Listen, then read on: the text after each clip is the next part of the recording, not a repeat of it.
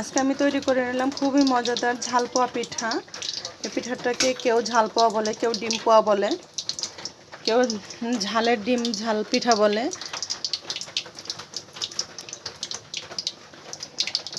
পিঠাটা যেমনই বাহারি ধরনের নাম, এটা খেতেও তেমনই বাহারি স্বাদ, খুবই টেস্টি একটা খাবার।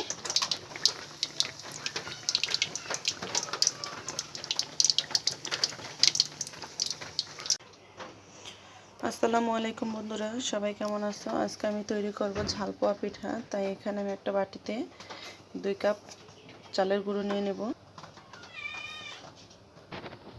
পর্যায়ে দিয়ে দেব স্বাদ মতো লবণ, দিয়ে দেবো 1 চা চামচ মরিচের গুঁড়ো, সামান্য একটুখানি হলুদের গুঁড়ো, দিয়ে দেবো 1/2 চা চামচের কম ভাজা জিরের গুঁড়ো,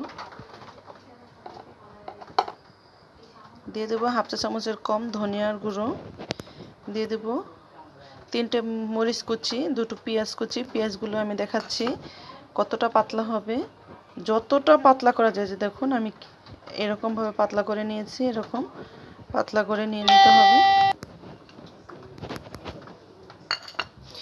এই পর্যায়ে এখন আমি দিয়ে দেব 2টো ডিম। এবার আমি সবগুলো ইনগ্রেডিয়েন্টস একসাথে খুব সুন্দরভাবে মিক্স করে নেব। এখানে চাইলে অবশ্যই আপনারা ধনিয়া পাতা কুচি একেবারে মিহি করে করতে পারেন, দিতে পারেন। যেহেতু আমাদের গ্রামের মধ্যে বাড়ি, সবসময় ধনিয়া পাতা হাতের কাছে থাকে না, সব মশলা আমাদের হাতের কাছে থাকে না, তো আমি তাই ধনিয়া পাতা কুচিটা দিতে পারলাম না। এবার আস্তে আস্তে করে আমি পানি দিয়ে একটা ব্যাটার, সুন্দর একটা স্মুথ একটা ব্যাটার তৈরি করে নেব। একবারে পানি দিব না, কারণ কতটুকু পানি লাগবে আমি এখানে 1 কাপ নিয়ে নিয়েছি, এর চেয়ে বেশি বা কমেরও প্রয়োজন হতে পারে।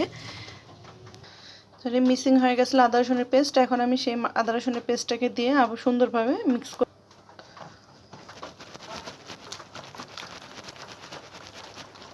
এটাকে আমরা খুব ভালোভাবে 5 মিনিট বিট করে নেব।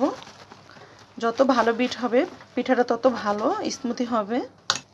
এই যে আমাদের ব্যাটারটা রেডি, দেখুন কীরকম ঘনত্ব হয়েছে। এই যে এবার এটাকে আমি 10-15 মিনিটের জন্য রেস্টে রেখে দেব। আমরা 10-15 মিনিট পরে এসে আমরা পিঠাটাকে তৈরি করে নেব। ফিরে আসলাম 10 মিনিট পর। এখন দেখুন আমি ব্যাটারটাকে আবার একটু নাড়াচাড়া করে নেব। সুন্দরভাবে নাড়াচাড়া করে নিয়েছি। এই যে ব্যাটারটা ঠিক এরকম আছে। এখানে চুলায় আমি একটা কড়াই বসিয়ে দিয়েছি, কড়াইয়ের মধ্যে আমি সয়াবিন তেল দিয়ে দিয়েছি। তেলটা সুন্দর গরম হয়ে গেছে। এবার আমি এটার মধ্যে ব্যাটারটা দিয়ে দেব।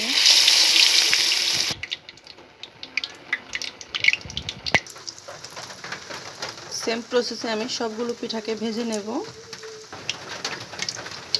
পিঠাটাকে আমি উল্টে দিয়েছি, এভাবে উল্টে পাল্টে আমি সবগুলো পিঠাকে ভেজে নেব।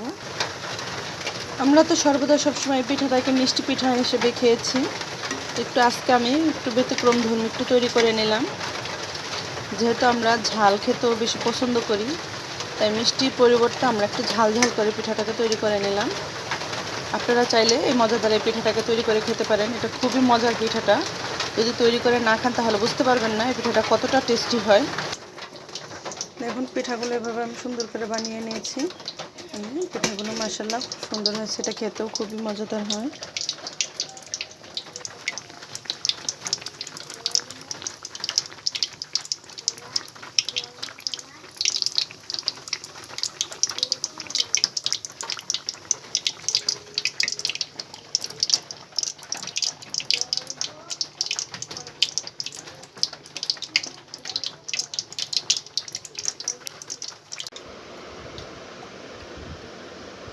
তৈরি হয়ে গেছে আমার খুবই মজাদার ঝাল পোয়া পিঠা।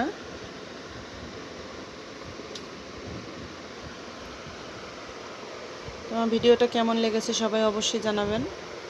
আমার ভিডিওটা যদি ভালো লেগে থাকে অবশ্যই শেয়ার করবেন, লাইক করবেন, কমেন্ট করবেন।